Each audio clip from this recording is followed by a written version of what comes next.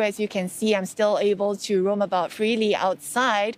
However, day by day, we hear of new measures that Beijing authorities are putting in place to curb the outbreak that is going on here. Today, what's new is that cabs and ride-hailing services in several districts here in Beijing have been suspended, including right here where I am in the Chaoyang district. This is an area that has many office buildings, a business district, as well as many embassies.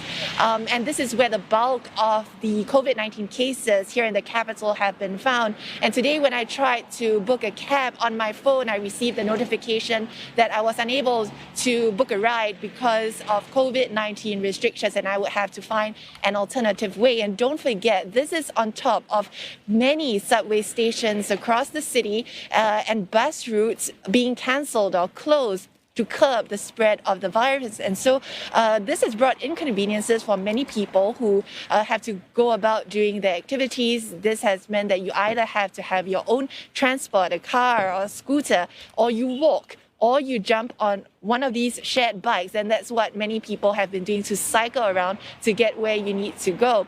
But at the same time, what authorities say they're trying to do is to limit the movement of people across the city. Many in several districts have also been told to work from home to limit the spread.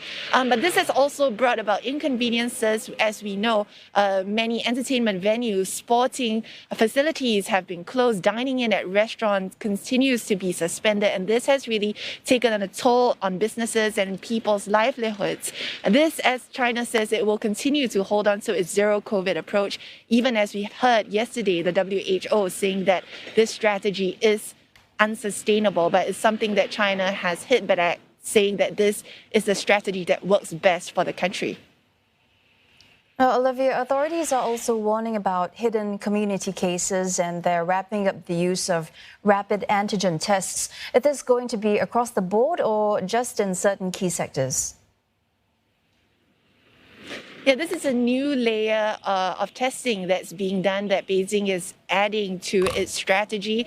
Rapid antigen tests being done for specific groups, it says, that are at higher risk of contracting the virus. And the goal, they say, is to be able to detect virus carriers earlier. And so antigen tests will be used for specific groups, for example, those under some form of closed-loop management or under control or quarantine, as well as those in higher risk industries like delivery riders, cab drivers, those in the hotel industry or in F&B. Now, while rapid antigen tests have been quite common in many other countries around the world, we have to remember that this was only made publicly available here in China back in March for people to be able to buy. And these antigen tests are different from the PCR tests or nucleic acid tests that have been used in the mass testing that continues here in Beijing for over 20 million residents. I counted, I have done more than 10 PCR tests in the last 2 weeks or so, and this